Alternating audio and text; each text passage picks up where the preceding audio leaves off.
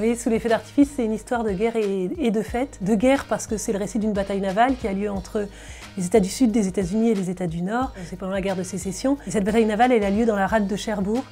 Au moment même où arrivent au Mexique Maximilien et Charlotte de Habsbourg. Ce sont des événements qui sont plutôt tragiques puisque c'est la guerre au Mexique et c'est la guerre de sécession importée en France.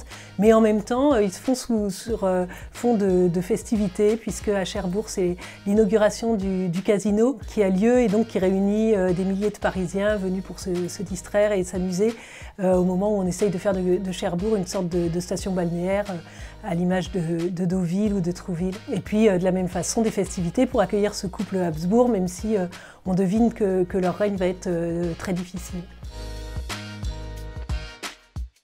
En me promenant dans le cimetière de Cherbourg, le cimetière d'Aiguillon, que j'ai découvert des tombes de soldats américains. Alors les tombes de soldats américains en Normandie, il y en a beaucoup, mais sauf que là, elles étaient datées de 1864. Et donc, à la faveur de cette découverte, j'ai appris qu'avait eu lieu une bataille navale. C'est le seul cimetière, je crois, de la guerre de sécession où on trouve à la fois des tombes sudistes et nordistes côte à côte. Et donc j'avais trouvé cette histoire absolument dingue, d'autant qu'elle était relativement méconnue. Mais je ne crois pas que je me serais lancée dans un roman si je n'avais pas découvert qu'en même temps avait lieu cette inauguration du casino, donc, qui condensait toutes les innovations du Second Empire. On avait le chemin de fer, le règne de l'argent évidemment, de la fête, également le début des stations balnéaires, et puis l'épisode du Mexique qui correspondait exactement, qui coïncidait en termes de date. C'était vraiment un épisode auquel je m'étais plusieurs fois intéressée sans voir exactement comment je pourrais l'intégrer dans un roman, et je trouvais que ça disait aussi quelque chose de la mondialisation qui est en marche à ce moment-là. Au Mexique, c'est le personnage de Charlotte de Habsbourg qui est vraiment le personnage principal.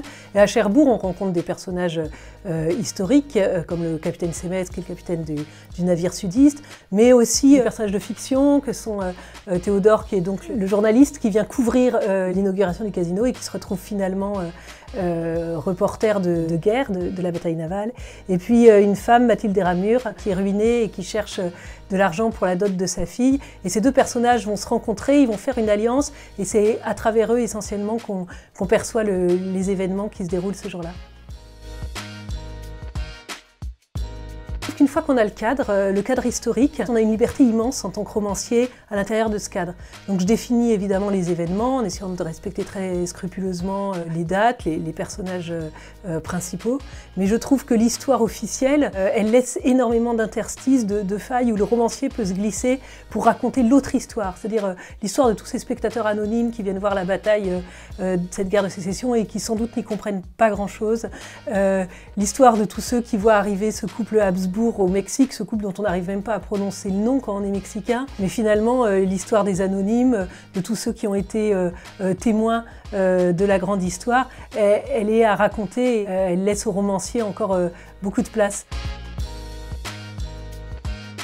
Toutes mes œuvres se déroulent au XIXe siècle et je crois que c'est vraiment pas un hasard, c'est que moi j'ai découvert le XIXe siècle et j'ai découvert l'histoire de cette époque par le prisme de la littérature et à travers les romanciers que je préfère, qui sont Balzac, Flaubert, évidemment Zola, puisque tous les éléments de ce Second Empire, je les ai découverts à travers les romans de Zola. C'est vrai que j'ai beaucoup pensé à Zola en écrivant, je pense aussi beaucoup à Balzac parce que j'aime ce fourmillement de personnages et je crois que l'influence de ces auteurs, elle est assez forte déjà dans le goût qu'ils m'ont donné pour cette époque. Je ne suis pas historienne, mais je trouve que finalement à travers la littérature, on perçoit une autre dimension de l'histoire et c'est celle-ci qui m'intéressait.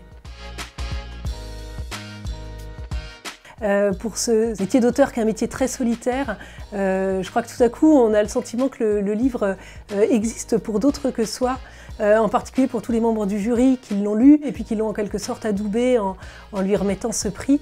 Donc c'est une récompense très importante, mais je crois que c'est une autre fonction, c'est aussi un encouragement pour écrire la suite.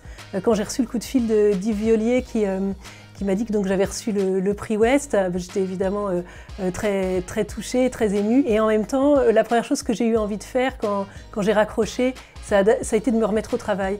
J'avais un manuscrit qui était en plan depuis longtemps et là tout à coup j'avais envie d'écrire.